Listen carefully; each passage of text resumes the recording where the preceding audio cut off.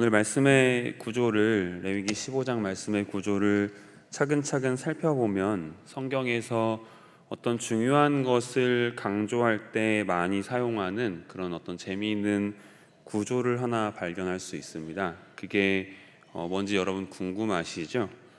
일단 한번 살펴보도록 하겠습니다. 일단 단락을 크게 세 부분으로 좀 나누어 보려고 합니다. 제가 말씀드리는 것에 따라서 한번 본문을 한번 구분해 보시기 바랍니다.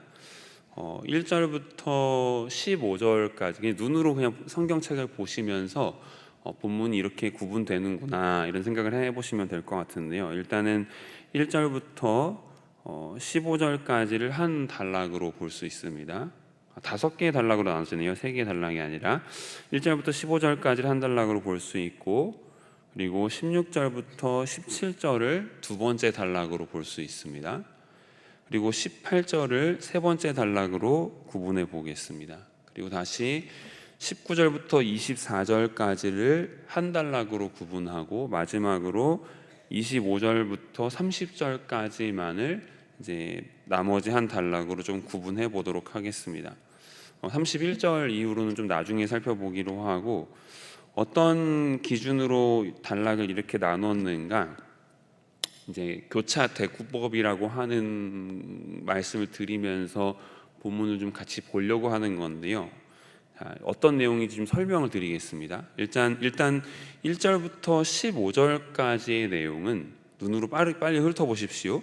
1절부터 15절까지의 내용은 25절부터 30절까지의 내용과 대꾸를 이루고 있습니다. 같은 내용이 반복되고 있다는 얘기입니다. 비슷한 내용이. 일단 여러분 잘 살피셔야 되는 게 1절부터 15절까지 나와 있는 유출병은 여성이 아니라 남성의 유출병입니다. 저희들이 유출병이라는 단어를 보면은 우리가 쉽게 신약 성경에서 만났던 혈루병 걸린 그 여인을 생각하면서 이 유출병이라는 것이 당연히 여성의 병이다라고 오해하기가 쉽습니다. 근데 유출병은 여성만 걸리는 문제가 아니라 남성도 걸리는 문제였습니다. 다만 남성과 여성의 증상이 좀 다를 뿐입니다. 일단 좀 더 살펴보시면 2절에 보시면 이 남성도 유출병이 있으면 부정해집니다. 3절에 보시면 그 유출병의 진단의 근거가 나오는데, 몸에서 흘러나오는 게 있거나 아니면 몸에서 흘러나오는 것이 분명히 있는 게 보이는데도 뭔가에 막혀서 나오지 않는 것을 볼 때 부정해진다라고 말하고 있습니다. 여기서 몸에서 뭐가 흘러나온다는 건지, 몸에 어디에서 흘러나온다는 건지 궁금하시죠? 여기서 말하는 몸은 바로 남성의 생식기를 뜻합니다. 남성의 유출병이란, 그래서 어떤 이유로 남성의 생식기가 병이 들어서 고름이 흘러나오거나 피딱지가 져서 생식기 출구를 막아 부어오르는 증상을 보이는 것입니다. 이렇게 유출병에 걸린 사람은 그래서 부정하게 되고, 그리고 나아가서 성소로 나아가는 것이 금지됩니다. 그 부정함은 정결한 다른 모든 것들을 부정하게 만드는데요. 이 유출병에 걸린 사람에게 닿는 모든 것을 부정하게 하고, 그리고 그렇게 돼서 부정하게 된 것에 닿는 다른 사람을 또 부정하게 하기도 합니다. 4절 보시면 그가 눕는 침상이 부정해지고 앉는 자리가 부정해진다. 5절 보시면 침상에 접촉하는 다른 사람도 부정해지고, 6절에 보시면 앉았던 자리에 앉는 그 사람도 부정해진다. 7절에 보시면 그의 몸에 닿는 사람이 부정해지고, 8절에 보시면 유출병에 걸린 사람의 침에 맞은 사람도 부정해진다라고 말하고 있습니다. 9절, 10절, 11절, 12절 계속 보시면 다 똑같은 얘기를 하고 있습니다. 안타깝지만 이 유출병을 어떻게 치료해야 하는지에 대한 말씀은 본문에서 나와 있지 않습니다. 또한 오늘 말씀에 나오지는 않지만 민수기 5장에 보면 유출병에 걸린 사람들도 어제까지 살펴봤던 나병에 걸린 사람들처럼 진영 밖으로 나가서 격리되어야 했었습니다. 13절부터 이제 15절 사이에 보시면 그렇게 유출병이 걸렸던 사람이 다 나을 경우에 어떻게 되는가? 새 2마리를 이용하여 속죄제와 번제를 드려서 여호와 앞에 속죄하도록 그렇게 명령합니다. 자, 이제 1절부터 15절까지의 말씀이 남성의 유출병에 대해서 다루고 있다고 말씀드렸는데 25절부터 30절까지는 여성의 유출병에 관하여 다루고 있습니다. 아까 대꾸를 이룬다고 말씀드렸던 그 끝부분에 있는 25절부터 30절까지는 여성의 유출병에 관해서 다룹니다. 25절 보시면 여성의 피해 유출, 즉 하혈을 하는 것이 그 원래 항상 하던 그 때가 아닌데도 오랫동안 이어지는 경우에 이 유출병에 해당된다라고 말합니다. 26절까지 30절, 26절부터 30절까지 보시면은 쭉 그것을 보시면은 남성이 유출병이 있을 때에 대해서 설명한 것과 비슷한 전개가 이어집니다. 여성 그렇게 하혈을 하고 그것이 계속 이제 뭐 그때만 하혈을 하는 것이 아니라 하혈이 멈추지 않아서 유출병이 걸렸다라고 말하는 그 여성이 만지는 곳, 닿는 곳이 다 부정해지고 또 그 유출이 그치면 마찬가지로 일주일을 센 뒤에 속죄제와 번제를 드려서 여성을 속죄한다라고 말씀하고 있습니다. 앞뒤로 대꾸가 이루어지는 게 보이시죠, 그죠? 자, 그 다음에 두 번째로 살펴볼 단락은 16절과 17절인데요. 이 16절과 17절은 19절부터 24절까지의 말씀과 쌍을 이루고 있습니다. 한번 보실까요? 16절, 17절에 보시면 좀 민망스러운 얘기긴 하지만 설정한 남자에 관한 말씀이 나옵니다. 그는 물로 씻어야 되고 저녁까지 부정하며 거기에 닿는 모든 것은 다 물로 빨아야 되고 또 저녁까지 부정하다, 그렇게 말합니다. 시간이 지나면, 근데 다만 이 저녁이라는 시간이 지나가면 더 이상 부정하지 않습니다. 뭐 속죄제를 치르거나 뭐 제사를 지내거나 그러지 않아도 더 이상 부정하지 않는다라고 말합니다. 자, 그 다음에 19절부터 24절까지 말씀 보실까요? 일상적인 수준에서, 이것은 일상적인 수준에서 한 달에 한 번씩 하혈을 하는 여성에 대한 이야기입니다. 남성과 마찬가지로 닿는 모든 것은 부정해지고 또 옷을 빨거나 몸을 씻어야 하는 것은 맞지만 본인은 일주일 동안만 부정하고 그 외에 자신에게 닿는 2차적인 사람이나 사물들은 저녁까지만 부정합니다. 마찬가지로 부정해진다고 해서 제사를 지낼 필요도 없습니다. 앞뒤로 쌍을 이루고 있는 것이 보이시죠, 그죠? 마지막으로 살펴볼 단락이 단 한 절만 있는 18절입니다. 18절. 여기서 남성과 여성이 동침해서 만나지요. 여기서는 단순하게만 말하고 있습니다. 그냥 물로 씻고 저녁까지만 부정하다라는 말 외에는 아무런 내용이 없습니다. 여러분 어떻습니까? 이 본문의 구조가 이제 눈에 보이십니까? 심각한 남성의 유출병과 심각한 여성의 유출병이 1절부터 30절 사이에서 가장 바깥쪽 앞뒤를 감싸고 있고 바로 그 안쪽에는 일상적인 남성의 설정과 일상적인 여성의 월경이 대칭을 이루고 있고 그 한가운데에 18절에 이제 남자와 여자가 만나서 정상적인 어떤 성관계가 마치 다리처럼 놓여져 있습니다. 이런 형태의 구조를 본문의 구조를 동심원 구조 또는 교차 대꾸법이라고 하는 부릅니다. 이 교차 대꾸법이 성경에 굉장히 많이 나옵니다. 성경에 이제 여기 말고도 굉장히 많이 나오는데 이 교차 대꾸법이 가지고 있는 어떤 특징이 있습니다. 뭐냐면 이 가운데 있는 것을 강조한다라는 것입니다. 이제 앞뒤에 있는 내용들은 다 이제 좀 약간 사이드에 있는 어떤 큰 어떤 핵심 주제를 이루는 게 아니라 가운데에 있는 그 구조를 강조하기 위해서 앞뒤에 있는 내용들을 배치하고 있기 때문에 동심원 구조 아니면 교차 대꾸법이라고 말하는 것입니다. 왜 성경은 이 앞뒤에 있는 무서운 질병 한가운데에 부부간의 일상적인 어떤 남녀간의 일상적인 성관계를 배치해 두었을까요? 그것은 정상적인 부부 어떤 성적인 관계와 자연스러운 어떤 생리 현상을 병적인 저주나 어떤 질병과 명확하게 구분짓기 위함입니다.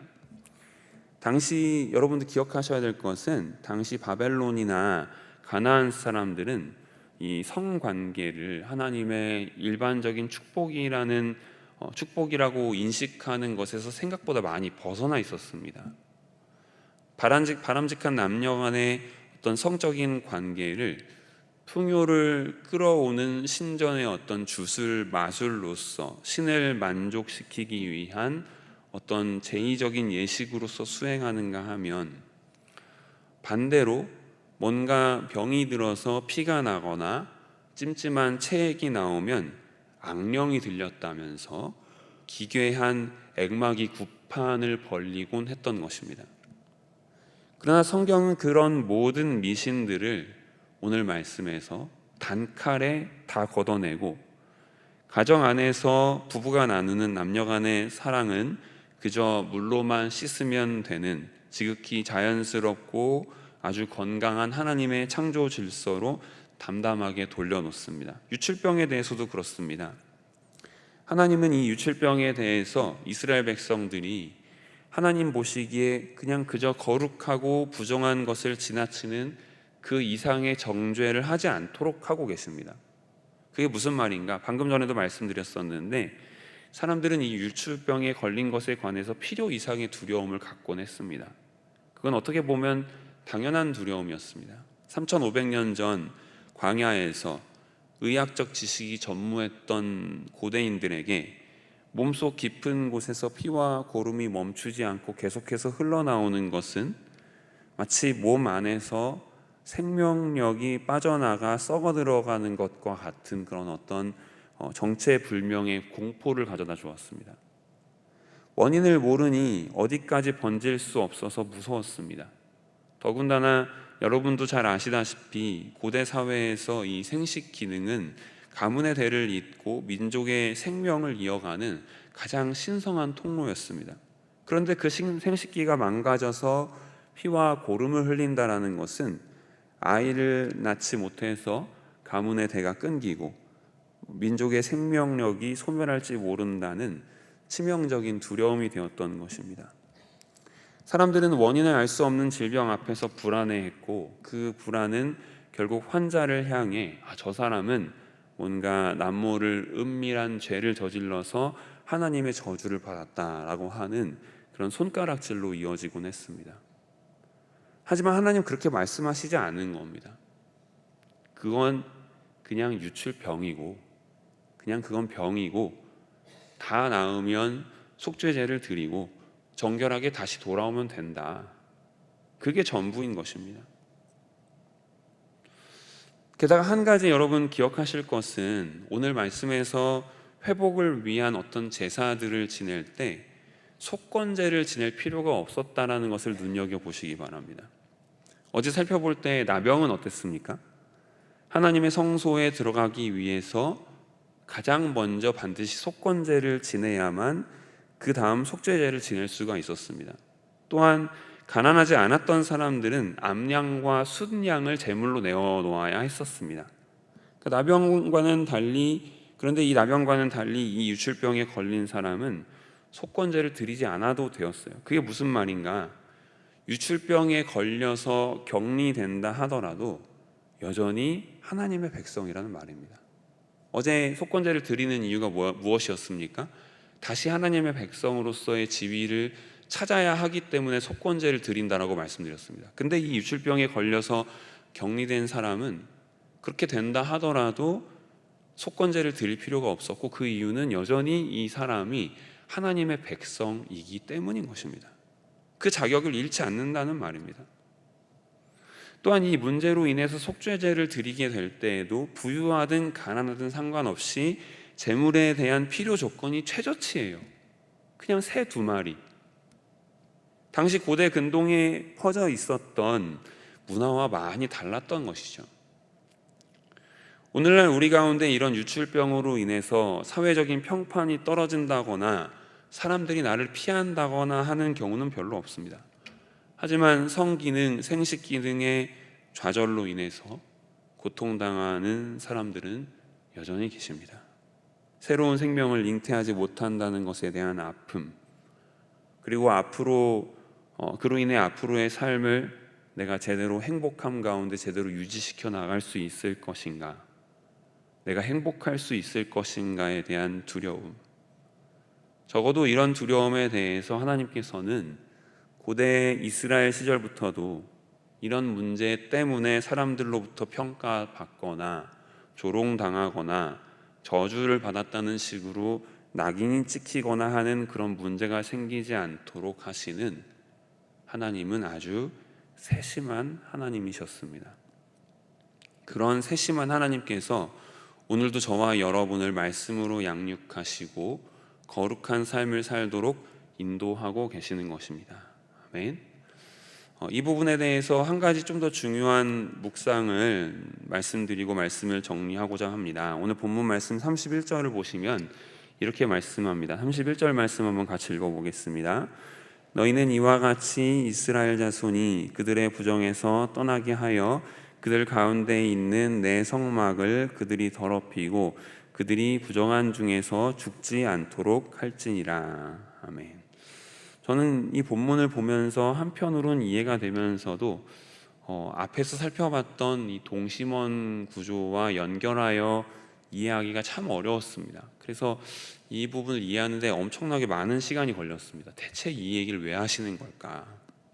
앞에 동심원 구조, 교차대꾸법이라고 말씀드렸던 그 구조 속에서 마치 그 중앙에 위치해 있는 남녀 간의 성관계를 가장 중요한 것으로 여기기 때문에 중앙에 배치하고 있다라는 말씀을 드렸습니다. 그런데 이 31절 말씀을 보면서 하나님은 어째서 하나님께서 허락하신 거룩하고 아름다운 관계로서의 남녀의 성관계를 동심원의 중앙이라는 가장 중요한 위치에 올려놓고 나서도 사람들이 부정한 가운데 있지 않도록 해야 한다, 그렇지 않으면 죽을 수도 있다, 이런 얘기를 31절에서 하시는 이유가 뭘까 하는 생각이 많이 들었습니다. 남녀 간의 관계, 가장 친밀한 관계가 바로 이 성적인 관계이죠.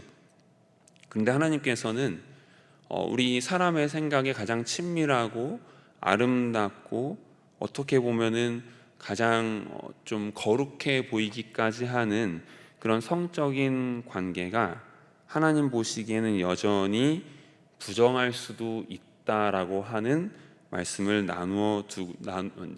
말씀하고 계시는 듯해 보였습니다. 그러니까 우리 요즘 시대가 그렇습니다. 가장 뭔가 짜릿한 느낌, 그리고 뭔가 좀 누군가와 함께 하는 느낌, 합일하는 느낌, 그래서 하나 되는 것 같은 그런 느낌, 그런 것들을 굉장히 중요하게 여기고 그것을 심지어는 신성시 여기기도 합니다.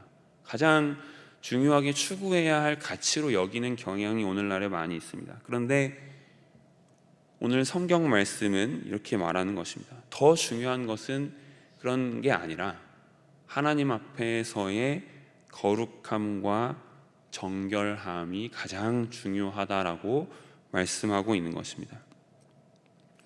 오늘날 우리는 이 부분에서 많은 시험대 위에 올라와 있습니다. 이 성적인 관계에 있어서 무엇이 가장 우리가 쫓아야 할 중요한 것인가? 어떤 것이 우리가 가장 바라보아야 할 가치인가? 우리는 친밀함을 원하기 때문에 그런 친밀함 가운데에서 심지어 어떤 사람들, 특히 기독교에 있어서 굉장히 중요한 위치에 올라갔던 영적인 리더들조차도 쉽게 무너져 버리는 것들을 많이 목도하면서 실망하기도 하고 또 괴로워하기도 하고 그러지 않습니까? 그로 인해서 하나님의 거룩한 공동체가 깨어지고 무너지는 것들을 많이 살펴볼 수가 있죠. 그래서 우리가 기억해야 할 것은 그런 남녀 간의 사랑, 이런 우리가 사랑하기 위해서, 사랑한다고 하기 위해서 행하는 모든 행동들보다 더 중요한 것은 바로 거룩함을 지키는 것에 있다라는 것을 오늘 본문이 보여주고 있다고 생각됩니다. 즉 다시 말해 우리가 행해야 하는 사랑은 일반적인 현대 사회에서 말하는 그런 종류의 사랑이 아니라 거룩함에 속한 사랑, 거룩을 위하여 나아가는 사랑, 그 사랑이 되어야 한다라는 것이죠. 그와 같은 사랑을 꿈꾸며 또 그렇게 자녀들을 가르치고 또 우리도 거룩하기 위해서 상대방을 사랑한다라고 하는, 거룩함으로 인도하기 위해서 앞에 있는 사람을 사랑해야 한다라고 하는 그 법 가운데 구약의 법이 그리고 신약의 모든 법이 종속되어 있는 것을 볼 수 있습니다. 그래서 우리가 이렇게 기억하길 원합니다. 오늘 말씀을 정리합니다. 우리가 지나치게 우리의 병에 대해서, 아픔에 대해서 생각하지 않아도 괜찮습니다. 하나님이 이미 우리를 충분히 사랑하시고 우리 하나님 세심한 하나님이시라는 것, 신약에서의 하나님만 세심한 분이 아니시라 구약에서도 이미 하나님은 그 백성들을 충분히 사랑하시고 또 거룩함으로 인도하실 수 있으신 능력이 있으신 분이시라는 것을 기억해야 하겠습니다. 두 번째로 우리의 사랑은 거룩함에 속한 사랑이어야 한다는 것을 기억해야 하겠습니다. 그래서 오늘 하루를 살아가시면서 내가 사랑하는 것이 과연 하나님께서 보시기에도 기뻐하실 만한 일인가? 내가 사랑으로 행한다는 것이 혹시 나의 욕망에 종속되어 있는 것은 아닌가? 이런 것들을 성찰하시면서 오늘 하루를 거룩하게 살아가시는 저와 여러분 되기를 주님의 이름으로 축복합니다. 기도하시겠습니다. 하나님, 우리에게 세심한 하나님이신 것 감사드립니다. 우리를, 이스라엘 백성들을 이렇게 붙드시고 그 당시에 있었던 세상의 여러 우상 숭배적인 문화들 가운데에서 이스라엘 백성들을 지키시고 하나님의 법으로 인도하시며 또 이들에게 이것이 너무 가볍게 여기지지도 않으면서도 또한 지나치게 무겁게 여겨지지도 않을 정도로 중심과 그 중용을 잘 지키시며 이들을 인도하여 주신 하나님 아버지, 오늘도 그와 같은 지혜로 우리를 인도하여 주심을 믿습니다. 하나님, 혹시 우리 가운데 이 성적인 문제에 있어서 혹은 이 유출병이라고 하는 생식 기능의 문제에 있어서 많은 어려움을 겪고 하나님 앞에 눈물 흘리며 주님 앞에 나온 사람들이 혹시 있습니까? 하나님 긍휼히 여기시고 불쌍히 여겨주시며 이들이 아버지 하나님 그럼에도 불구하고 하나님 거룩한 하나님의 백성임을 다시 한번 깨닫게 하여 주시사 주의 말씀 안에서 오늘 하루 살아가는 사람들 될 수 있도록 인도하여 주시옵소서. 또한 우리가 거룩한 기준을 갖길 원합니다. 우리가 행하는 모든 사랑이 과연 하나님 보시기에도 합당한 것인가? 우리가 사랑하기 위해서 하는 모든 사랑들이 혹시 나의 욕망을 위한 것은 아닌지 항상 분별하며 거룩함에 속한 사랑을 해나갈 수 있는 저희들 모두가 될 수 있도록 주님 인도하여 주시옵소서. 오늘도 여러 시험과 유혹과 어려움 가운데 놓여져 있는 저희 모두들을 주님 붙들어 주시기를 원합니다. 주님의 지혜로 인도하여 주시옵시고 특별히 오늘 하나님 말씀 앞에 서는 청년들 가운데 주님 인도하여 주셔서 거룩함에 속한 사랑이 무엇인지 평생에 걸쳐 배우며 거룩함에 속한 사랑을 해나갈 수 있는 청년들이 될 수 있도록 주님 은총을 베풀어 주시옵소서. 하나님 또한 담임 목사님을 위해 기도드립니다. 오늘도 있는 모든 일정과 모든 선교 사역 위에 주님 함께하여 주시옵시고 또 이후로 푹 쉬시고 돌아오셔서 이후로 우리 교회에서의 사역을 다시 해나가시기까지 하나님 아버지 그 모든 여정을 지켜주시옵시고 보호하여 주시옵소서. 오늘 드려진 예물 가운데 주님 함께하여 주시기를 원합니다. 감사함으로 드린 예물을 통하여 주님 영광 받으시고 주님 또한 마음의 소원을 이루어 주시며 또 오늘 예물을 함께 드리지는 못하였으나 하나님 앞에 소원을 가지고 온 모든 사람들 가운데 주님 같은 응답이 있게 하여 주시옵소서. 예수님의 이름으로 기도드립니다. 아멘.